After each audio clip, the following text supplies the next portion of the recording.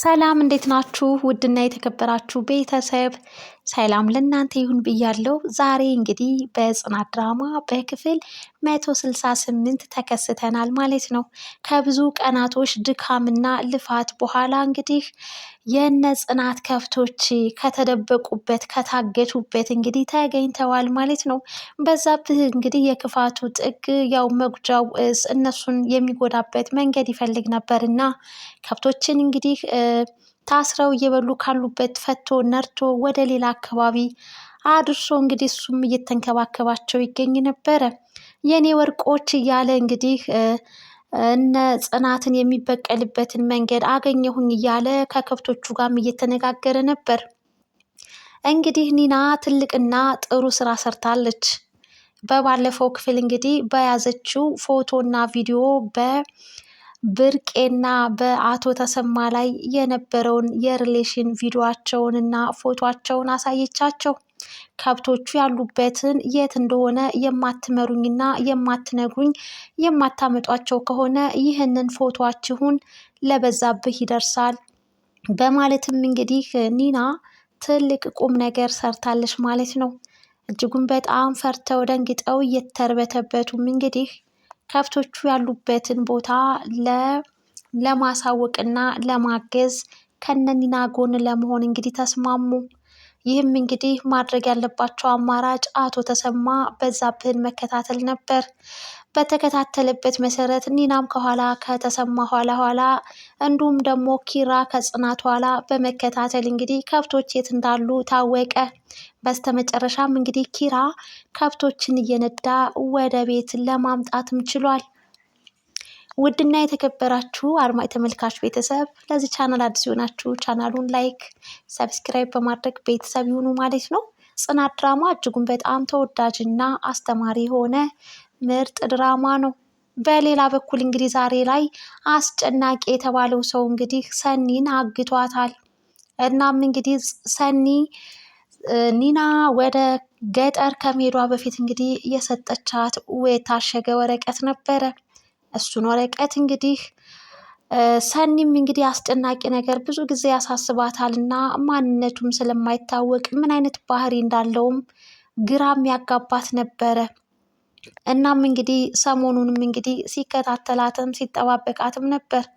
እጇ ላይ የነበረውን ወረቀት ካልሰጠሽኝ እያለ እንዲሁም ደግሞ የኔ የሆነን ነገር ማንም ሰው እንዲነካብኝ አልፈልግም እያለም እንግዲህ አስጨናቂ ከሰናይት ጋር እንግዲህ እጅጉን በጣም የሚያስፈራ ሰጥ አገባም ገብተው ነበር።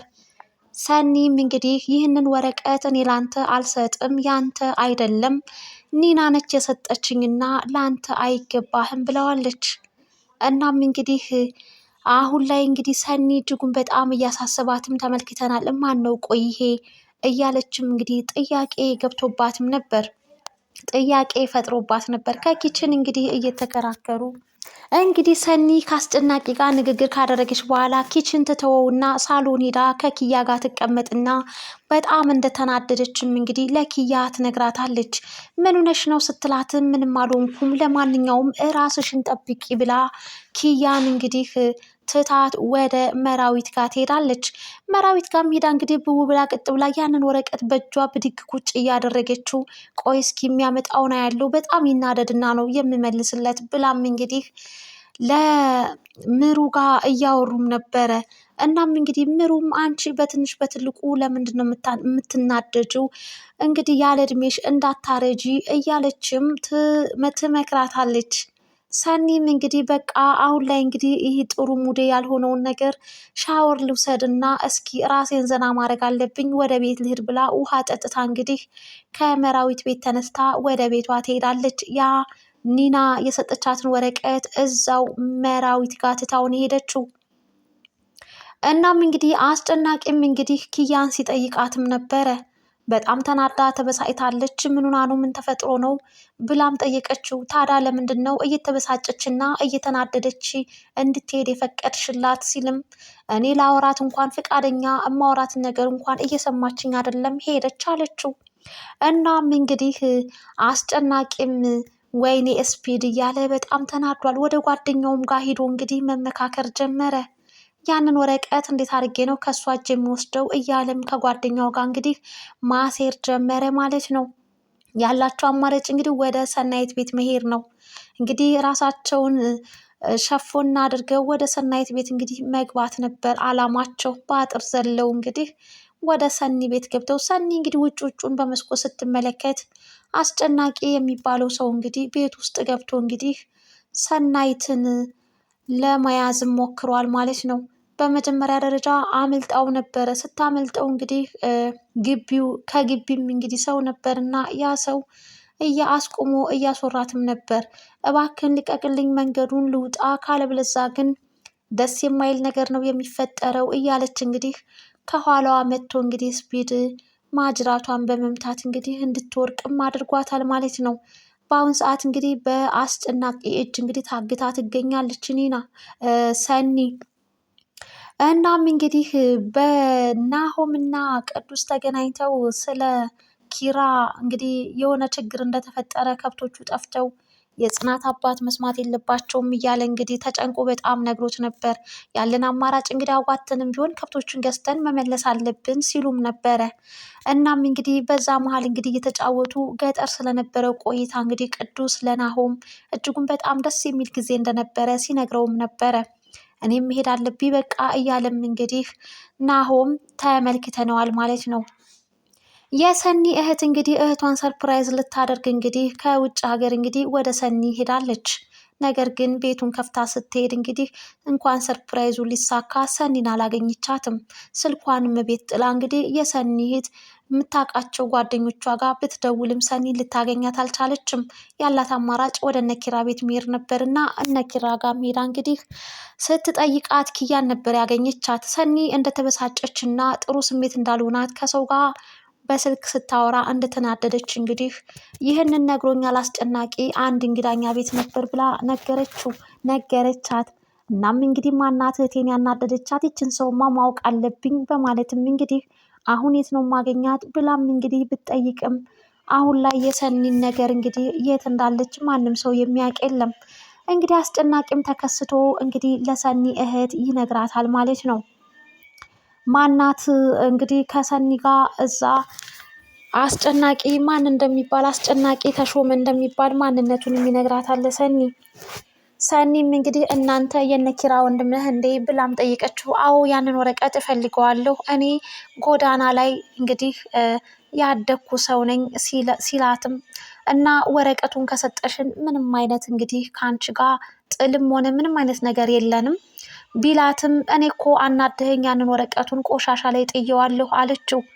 እናም እንግዲህ በጣም በሚገርም ሁኔታ ትልቅ ሰጣ ገባ ውስጥ እንግዲህ ገብተዋል ማለት ነው። ሰኒም እንግዲህ በአስጨናቂ እጅ ታግታ ትገኛለች። ሰኒ መሰላት እንግዲህ ጽዮን ሰው ልካ ያሳገተቻት ነበር የመሰላት። ነገር ግን ነገሩ እንዳልሆነና በምን አይነት ምክንያት እንደሆነ አስጨናቂ ማን እንደሆነ ግልጽ አድርጎ ነግሯታል። ይህንን ነገር እንግዲህ ለዚህ ነገር የዳረገቻቸው ኒና ነች። ኒና እንግዲህ በገጠሩ አካባቢ ሄዳ አለሟን እየቀጨች ትገኛለች። ግን ቤት ውስጥ የተፈጠረውን ነገር ማሳወቅና መናገር ነበረባት። እናም እንግዲህ ውድና የተከበራችሁ አድማጭ ተመልካች ቤተሰብ ይህንን ቻናል ላይክ፣ ሼር፣ ሰብስክራይብ በማድረግ አበረታቱን። ጽናት ድራማ አምሮበታል። እንግዲህ በስተመጨረሻም ከብቶቹ በጣም ከብዙ ቀናቶች በኋላ ተገኝተው እንግዲህ ኪራ ከብቶቹን እየነዳ ሰፈር አካባቢ እንደደረሰ እንግዲህ ያው ለዴቭ ነግሮታል ማለት ነው። ይህንን የሰማችው ጽናት እጅጉን በጣም ደስ ተሰኝታ ተመልክተናታል። እናም እንግዲህ በዛብህም ከብቶቹ አለመኖራቸውን እንግዲህ ሲያውቁ ተሰማ ከኋላው ተከትሎ ስለደረሰበት እንዲሁም ተሰማ ጠቁሞ እንግዲህ ከብቶቹ ወደ ነበሩበት እንዲመለሱ ያስደረገኝ እሱ ነው እያለ እየተበሳጨም ተመልክተ ነው። ኒናን አግኝቷት እንግዲህ ሲያሯሩጣትም ያንን የኮፍያ ፀጉርም እንግዲህ ከጭንቅላቷ ላይ ብድግ አድርጎ እንግዲህ እየተሯሯጡ ምን ልታደርጊ ነው እዚህ የመጣሽው እያለም እንግዲህ እኔ እኮ ጥሩና ያማረ አየር መጎናጸፍና መውሰድ ፈልጌ ከልጄ ጋር እያለች እንግዲህ እባክህን ልቀቀኝ ብትለውም እንግዲህ ፀጉሯንና እጇን እየገተታት ተመልክተናል ማለት ነው። ኪራም እንግዲህ ከብቶቹን እየነዳ ወደ ሰፈር አካባቢ ደርሷል። እናም እንግዲህ አሁን ላይ የሰኒ ነገር በጣም ያሳስባል። እናም እንግዲህ ለእህትየዋ እንግዲህ ስፒድ የተናገረው እንግዲህ ጽዮን የምትባል ሰው አናዳት በስልክ ስታወራት ነበረ። አናዳት ነበር ጽዮን የምትባል ሰው በስልክ ስታወራት እያለም እንግዲህ ሲናገር ነበር። ማናት ጽዮን ማለት ሲልም እንግዲህ ጽዮን ማለት ደግሞ የነ መራዊት ወይንም ደግሞ የናሆም ዘመር ናት በማለትም ኪያ ትናገራለች።